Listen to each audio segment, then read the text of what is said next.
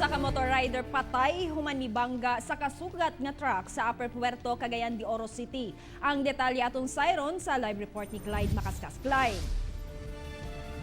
Sheila, sa kakusog sa impact, may buto ang nadisgrasyang motor, hinungdan nga nasunog kiniingon man ang truck. Patay diha dayon kining usa ka motor rider sa Cagayan de Oro City. Human mibangga ang gimaniho ang motor sa usa ka truck nga may kargang baboy buntag sa Domingo sa Upper Puerto ning Dakbayan. Sa kakusog sa impact, nabungkag ang motor, hasta ang truck, grabe usabang na danyos. Diila ang biktima nga si Daniel Yamok, usa ka habal-habal driver o barangay tanod nga taga Villanueva, Misamis Oriental.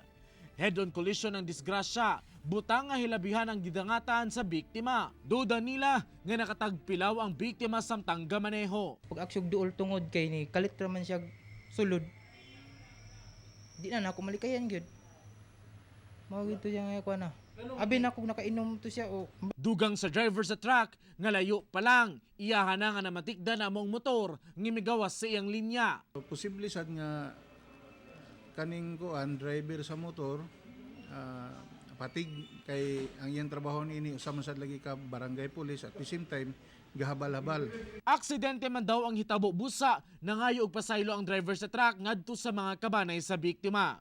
Sigon sa kapulisan, magatubang og kasong reckless imprudence resulting to homicide and damage to properties ang driver sa truck.